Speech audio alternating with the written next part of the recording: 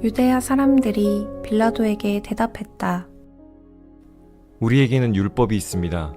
그리고 율법에 따르면 그는 죽어야 합니다. 그가 자기를 하나님의 아들이라고 주장하고 있기 때문입니다. 빌라도는 이 말을 들었을 때 더욱 두려워졌다. 그래서 프라이토리온으로 다시 들어갔다. 그리고 예수님께 말한다. 당신은 도대체 어디서 왔소? 예수님은 그에게 답을 주지 않으셨다. 그러자 빌라도가 예수님께 말한다. 나에게 말하지 않는 것이오? 나에게는 당신을 풀어줄 권한도 있고 당신을 십자가에 매달 권한도 있다는 것을 알지 못하시오? 예수님이 그에게 대답하셨다. 나를 거스를 권한이 총독에게는 전혀 없어. 위로부터 총독에게 주어지지 않으면 말이오. 이 때문에 나를 총독에게 넘겨준 사람의 죄가 더 크다오. 이런 이유로 빌라도는 예수님을 풀어주려고 애를 썼다.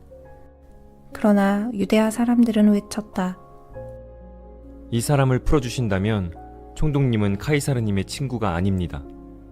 자신이 임금이라고 주장하는 사람은 모두 카이사르님께 대적하는 것입니다. 그러자 그때 빌라도가 예수님을 유대아 사람들에게 넘겨주었다. 십자가에 매달리시도록 한 것이다. 그래서 유대아 사람들이 예수님을 넘겨받았다. 예수님은 몸소 십자가를 메고 나가서 해골 모양의 장소라는 곳으로 가셨다. 그것은 히브리 말로는 골고다라고 한다. 그곳에서 그들이 예수님을 십자가에 못 박아 매달았다. 예수님과 함께 다른 두 사람을 이쪽과 저쪽에 매달았고 그 가운데 예수님을 매달았다. 오늘 영상을 통해서 읽은 본문 말씀은 요한복음 19장 7절부터 12절 그리고 16절에서 18절까지 말씀이었고요. 제가 말씀의 제목은 끝이 아니라 시작이다 이렇게 적었습니다. 무엇을 뜻하는 것인지 쉽게 짐작이 되실 겁니다. 이 제목을 마음에 두시고 같이 나눠 보겠습니다. 자, 오늘은 성금요일이지요. 성금요일 고난주간 기도회에 함께 하신 여러분 사랑하고 축복합니다. 온라인으로 예배를 하면 누가 참여하고 있는지 알 수가 없습니다. 줌으로 하든가 혹은 유튜브 채팅으로 출석을 확인할 수도 있겠죠. 근데 굳이 그렇게 하지 않습니다. 그래서 딱 한 가지 확인할 수 있는 것은 지금 몇 명이 참여하고 있는지 그 숫자만 알 수 있습니다. 처음에는 숫자가 몇 명이니까 지금 누구누구가 참여하고 있겠구나 속으로 헤아리면서 누구는 봐야 될 텐데 안 하시네 이런 생각도 하고 떠올려 가면서 그런 생각들을 했었습니다. 근데 지금은요 그렇게 하진 않습니다. 그냥 숫자 보고 몇 분이 함께 하고 계시는구나 마음으로 그렇게 느끼면서 나누고 예배하고 있습니다. 그리고 몇 분이 있던지 축복하고 찬양하고 기도하고 말씀을 전합니다. 오늘 이 시간도 예수님의 십자가 죽으심을 생각하면서 주님의 은혜를 느끼시기를 축복합니다. 저는 예수님의 순환과 십자가 죽으심을 보여주는 영화 패션 오브 크라이스트를 아직 못 봤습니다. 기회가 없어서 볼 수 없는 게 아니라 볼 수는 있지만 제가 볼 수 없었습니다. 너무 두렵고 마음이 아플 것 같아서 그랬습니다. 그런데 예수님의 가족과 예수님을 따르던 사람들은 복음서에 기록된 대로 예수님이 붙잡혀 가시고 결국에 십자가 처형을 당하실 때 어떻게 예수님의 곁을 지키고 볼 수 있었을까? 그런 생각을 해보게 됩니다. 그 모습을 바라보면서 얼마나 마음이 무너졌을까요? 자신들이 그토록 기다리던 메시아가 힘없이 죽어가는 모습은 정말로 깊은 절망을 느끼게 했을 겁니다. 그런데 우리는 알고 있지요. 예수님이 죽으심으로 끝나는 것이 아니라 예수님은 죽음 가운데 계시다가 3일 만에 다시 살아나시는 부활을 하시는 것을 알고 있습니다. 근데 제자들이나 가족들이나 예수님을 따르던 사람들은 그 당시엔 예수님이 다시 살아날 것이다 라고 말씀을 하셨어도 그 누구도 정말로 예수님이 죽었다가 다시 사실 거라고 생각을 못했죠. 그들에게는 예수님의 죽으심만이 현실이었고 모든 것이 끝나는 것처럼 느껴졌을 겁니다. 오늘 말씀을 통해서 우리 삶에도 찾아오는 마지막 순간들, 마지막처럼 느껴지는 순간들, 모든 게 끝났다고 느껴지는 그런 절망적인 때가 어떻게 믿음 안에서 완전히 새로운 시작으로 바꿀 수 있는지 함께 이야기 나누면서 은혜 받는 시간 되기를 바랍니다. 성경에 보면요, 유대인들은 예수님이 자신을 하나님의 아들이라고 하니까 그것을 신성 모독죄라며 죽여야 한다 이렇게 주장을 했습니다. 총독인 빌라도가 예수님을 신문해 보니까 이 사람에겐 사형을 당할 만한 죄가 없다는 것을 알 수 있었습니다. 하지만 유대인들의 주장이 완강했고 총독으로서 황제에게 반역자라고 하는 말에 흔들릴 수밖에 없었습니다. 결국 빌라도는 법이 아닌 정치적인 결정을 했지요. 예수님을 따르던 사람들은 이것을 보면서 얼마나 두렵고 절망스러웠을까요? 자신들이 믿었던 메시아가 유대 종교 지도자들의 모함과 로마 권력 앞에서 힘없이 죽어가는 것으로 보였을 겁니다. 그동안에 예수님과 함께 느꼈던 모든 희망이 물거품처럼 다 사라지는 것을 느꼈을 것입니다. 예수님은 십자가를 지고 골고다로 가셨습니다. 예수님은 골고다 언덕에서 2명의 다른 죄수들과 함께 십자가에 못 박히셨고 예수님은 가운데에 달리셨습니다. 이 로마의 십자가형은 아주 잔인하고 당사자에게는 아주 큰 수치를 주는 그런 형벌이었습니다. 육체적인 고통이 극심했고 사람들 앞에서 당하게 되는 공개 처형이라 그 마음의 심리적인 고통은 더욱 컸습니다. 그때 예수님을 따랐던 사람들은 얼마나 깊은 절망에 빠졌을까 생각해 봅니다. 자신들의 믿음이 완전히 실패했다는 생각밖에 안 들었을 것입니다. 자신들이 따랐던 지도자가 저렇게 비참하게 죽어가는 것을 눈앞에서 목격하는 건 정말 견디기 어려운 고통이었을 것입니다. 더불어 그 사람들이 하나님의 말씀을 아는 유대인들이었기에 더 절망스러웠을 것 같습니다. 왜냐면요, 신명기 21장 23절 말씀에 읽어드릴게요. 그 시체를 나무 위에 밤새도록 두지 말고 그날에 장사하여 내 하나님 여호와께서 내게 기업으로 주시는 땅을 더럽히지 말라. 나무에 달린 자는 하나님께 저주를 받았음이니라. 아멘. 그러니까 율법의 말씀에 나무에 달린 자는 저주받은 것이다.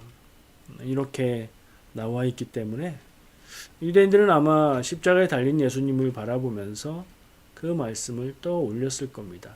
그게 무슨 의미인가요? 예수가 지금까지 말하고 행했고 했던 것들이 하나님의 뜻에 맞지 않는 거짓된 것들이다 라고 느끼게 만들었다는 거죠. 그러니 예수님을 따르고 함께했던 그를 사랑했던 사람들에게 그 고통이 어땠겠습니까? 십자가 죽으심, 그 일이 일어난 후 아무 일도 없이 세상이 그대로였다면 예수님을 따르던 사람들은 다시 집으로 돌아가고 다시 예전과 같은 세상에서 살게 되었다면 그것은 그냥 끝일 뿐이었을 겁니다. 그저 역사에 이름 한번 나오는 유명한 반란을 일으켰던 사람, 어떤 종교적인 운동을 했던 사람으로 끝날 일이었습니다. 근데 그게 끝이 아니었죠. 예수님이 죽으신 것으로 성경의 이야기가 끝나지 않습니다. 그 뒤에 무슨 일이 있습니까? 부활이 있죠. 나무에 달린, 그래서 하나님의 저주를 받은 줄 알았던 그분을 하나님이 다시 살리셨습니다. 하나님은 그를 죽인 자들을 인정하지 않으시고 예수께서 말씀하신 대로 그분이 하나님의 아들이며 그분이 전하신 말씀이 다 하나님의 뜻이라는 증거를 보여주신 겁니다. 예수님의 부활이 우리의 주님이 다시 살아나셨다는 기쁨으로 끝나는 게 아닌 이유가 이런 이유들 때문입니다. 십자가에서 그 절망적인 죽음이 부활이라는 놀라운 사건을 통해서 완전히 새로운 차원으로 바뀐 것입니다. 우리에게 어떤 절망적인 상황이 와도 새로운 희망을 가질 수 있다는 확실한 희망을 우리는 예수님의 부활에서 발견할 수 있습니다. 제가 여러 번 말했었죠. 하나님의 일은 세상에서 모든 것이 끝나도 끝난 게 아니다. 그때에 하나님의 일은 시작된다. 그 사실을 다시 한번 확인하게 됩니다. 십자가에서 예수님이 돌아가셨을 때는 정말 모든 게 끝난 것처럼 보였지만 하나님의 계획은 거기서 끝나지 않았습니다. 예수님의 부활은 죄와 죽음의 권세를 이기시고 영원한 생명의 길을 활짝 열어주신 하나님의 능력의 증거가 됩니다. 이 부활 사건은 예수님의 모든 가르침과 사역이 다 진짜였다는 것을 증명해 주지요. 그의 죽음이 단순한 순교가 아니라 우리를 구원하시려는 하나님의 계획의 일부였다는 것을 확실하게 보여주는 것입니다.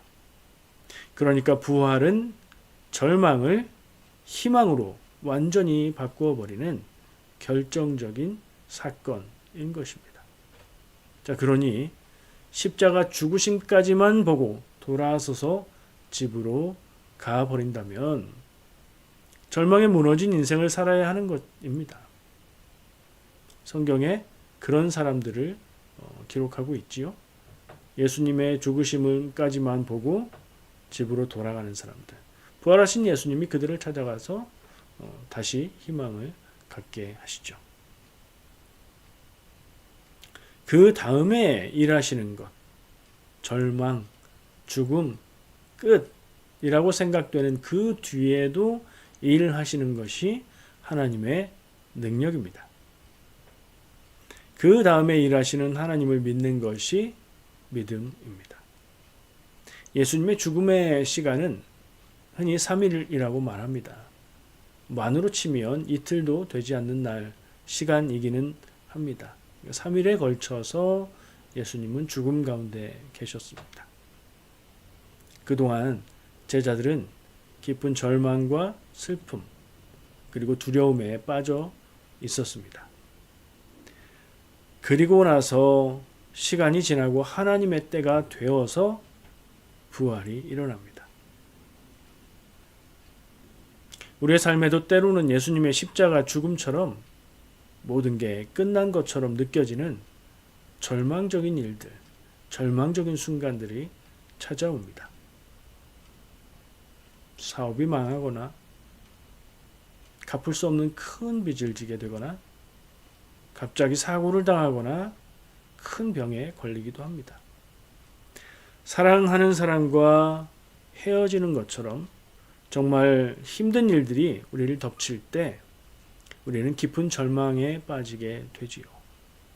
하지만 예수님의 십자가 죽음이 절망의 끝이 아니었고 부활이라는 새로운 시작으로 이어졌듯이 우리 삶의 고난도 믿음 안에서 새로운 차원의 시작을 위한 귀한 기회가 된다는 것을 기억해야 합니다. 믿음은 그런 절망적인 상황에서도 하나님을 믿고 그의 선하신 계획을 바라보는 힘입니다. 하나님은 우리의 고난을 통해서 우리를 더 성숙하게 만드시고 우리가 상상도 못했던 새로운 길로 우리를 인도하십니다. 우리가 개인적으로 힘든 일을 겪을 때는 정말 모든 게 끝났다 이렇게 생각하고 절망할 수 있지요. 우리는 그렇게 나약하기 때문입니다. 그러나 오늘 함께 묵상하고 나누는 이 예수님의 십자가 죽으심, 3일간의 죽음, 그리고 부활하심, 이것을 묵상하면서 믿음을 잃지 않으면 우리는 그 고난을 통해서 새로운 시작을 경험하게 될 것입니다. 하나님은 우리의 약함을 아시고 고난 속에서도 우리를 붙드시고 인도하시며 결국에는 새로운 소망과 기회를 주시는 분입니다. 성경에 보면 절망적인 상황에서도 믿음을 통해 새로운 시작을 경험한 사람들의 이야기가 나옵니다. 요셉 기억하십니까? 요셉을 보면 형들의 버림을 받고 노예로 팔려가게 되지요. 요셉의 이야기가 노예로 팔려가는 것으로 끝난다면 그는 망한 인생일 겁니다. 그러나 이 이야기는 거기서 끝나지 않고 그의 삶을 보여주고 그가 어떻게 그 삶을 견뎠는지 그리고 하나님이 어떻게 인도하시는지를 보게 합니다. 베드로는 예수님을 3번이나 부인했지요. 그리고 부끄러웠을 겁니다.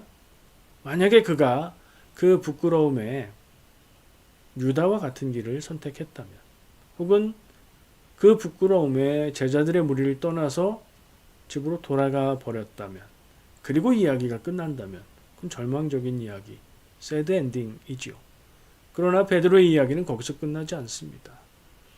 예수님이 찾아오시고 그를 다시 부르실 때까지 그는 견디었고 그 절망 가운데에 희망을 발견했고 예수님의 부르심 안에서 다시 회복되어서 위대한 사도로서 교회의 역사를 이끌어 가지요.